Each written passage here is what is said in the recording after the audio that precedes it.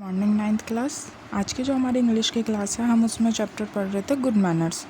सो हमने half chapter पढ़ लिया था, हम आगे का चैप्टर स्टार्ट करते हैं। It is not always easy in company to speak frankly and if you don't want to be considered a bad manners person you have to watch constantly for science.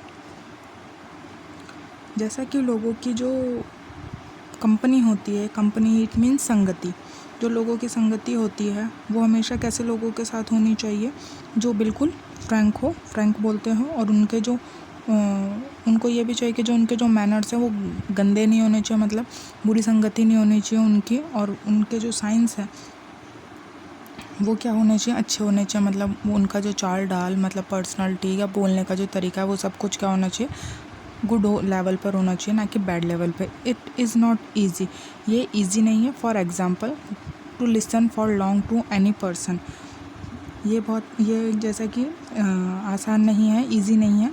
उदाहरण के लिए कोई भी व्यक्ति होता है वो क्या करता है, काफ़ी ज़्यादा नहीं सुन सकता है, मतलब उसकी जो लिसनिंग पावर है वो ज़्यादा अच्छी नहीं होती है, वो ज़्यादा देर तक सुन नहीं सकता कोई भी बात हो।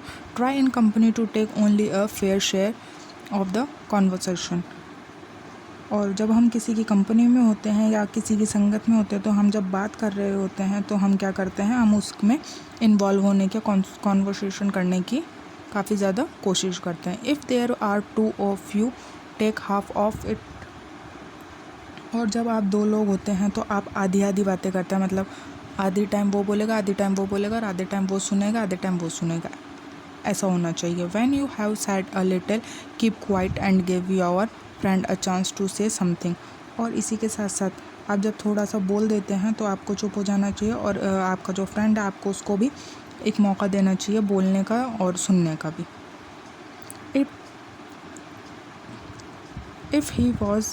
If he does not take, he probably does not want you to talk either।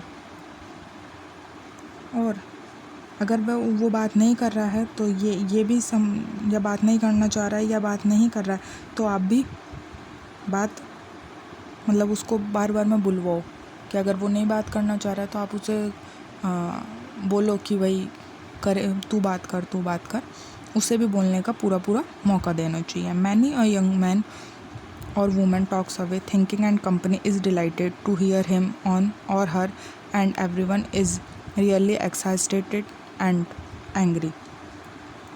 और जब कई बार जब मैन हो या फिर वूमेन होती है, जब वो बात करती है तो ये सोच करके उनके साथ आप बात करके मतलब खुश मत हो कि क्या वास्तव में वो क्या है, एक्साइटेड है या किसी भी चीज़ को लेकर के, किसी भी बात को लेकर के एक्साइटेड एंड एंग्री है, मतलब गुस्सा है, ये सोच करके आप बात मत करो।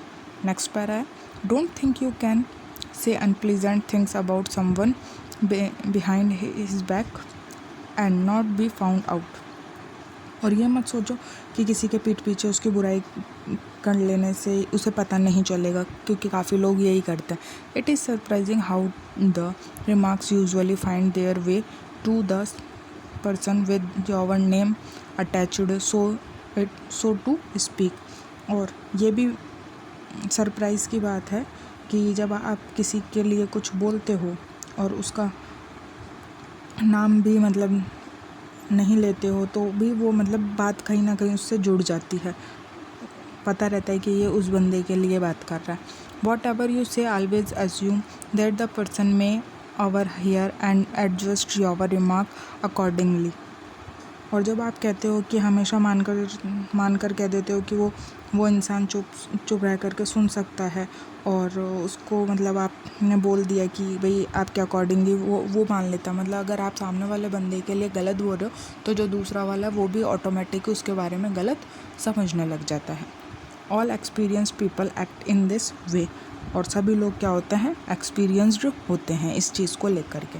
आगे की क्लास में हम नेक्स्ट क्लास में पढ़ेंगे। Thank you.